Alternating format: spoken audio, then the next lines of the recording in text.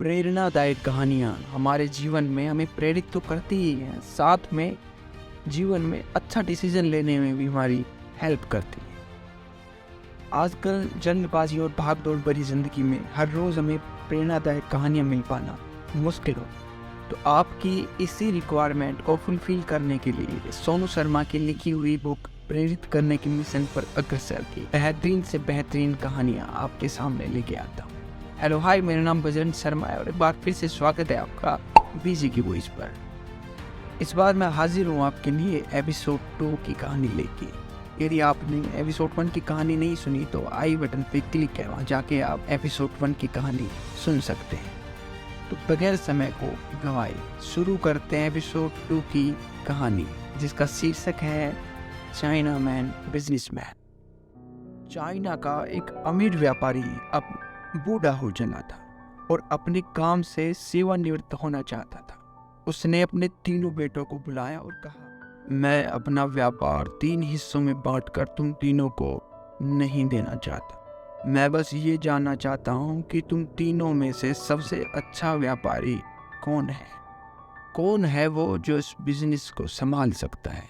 मैं तुम तीनों का इम्तिहान लूँगा और जो भी ये इम्तिहान जीतेगा मैं अपना पूरा व्यापार उसको दे दूँगा, क्योंकि मैं नहीं चाहता कि मेरी सदियों की हुई मेहनत तुम तीनों मिलकर बर्बाद कर दो। जैसे ये बात तीनों लड़कों ने सुनी, उनके आंखों में चमक आ गई और उनके अंदर एक जुनून जग गया। उस बिजनेस को जीतने की होड़ लग गई।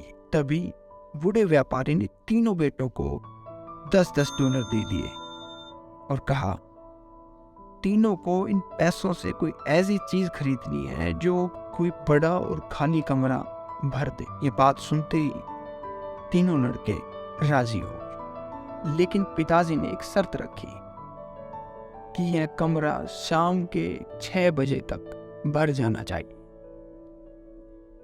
वक्त बहुत कम था क्योंकि दोपहर पहले ही हो चुकी थी। जैसे ही ये बात बच्चों को समझ में आई, सब ने अपना अपना दिमाग लगाना शुरू कर दिया। पहला लड़का गया, एक बड़ा पत्ते से भरा पेड़ खरीद लाया। उसने उसे कटवाया, जैसे तैसे घसीट के उसको कमरे में भर दिया। शाम होने ही वाली थी, लेकिन फिर भी कमरा आधा ही भरा था और वो अपने प्रयास में विफल रहा। दूसरा बेटा गया, उसने किसान के पास जाकर घास के जितने ढेर थे सब खरीद लिए और उनको लेके आ गया और ठूस ठूस के कमरे में भर दिए। अथक प्रयासों के बाद भी वो कमरे को पूरा नहीं भर पाया। सबसे छोटा बेटा था, वो अब तक आराम कर रहा था। अब ये तय हो चुका था, दोनों लड़कों ने आपस में डिसाइड कर लिया था कि हाँ, छोटू तो अभी आराम ही कर रहा है, मतलब कंपटीशन हम दोनों के बीच में ही है और हम दोनों को ये बिजनेस मिलेगा और हम दोनों इसको 50-50 कर लेंगे। लेकिन तभी तीसरा बेटा, जो कि सबसे ज्यादा बुद्धिमान था, वो एक छोटी सी दुकान पर गया और महज 25 रुपए की एक कैंडल खरीद लाया। शाम को 6 बजे जैसे ही अंधेरा होगा, उससे ठीक 5 मिनट पहले वह कमरे में गया। कमरे के बिल्कुल सेंटर में उसने कैंडल को रखा और जला दिया।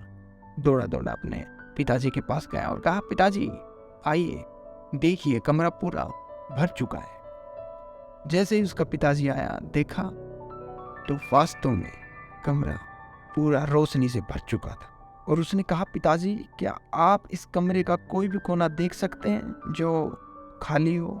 हर जगह छोटी सी कैंडल की रोशनी पहुंच चुकी है और ये कमरा पूरा भर चुका है।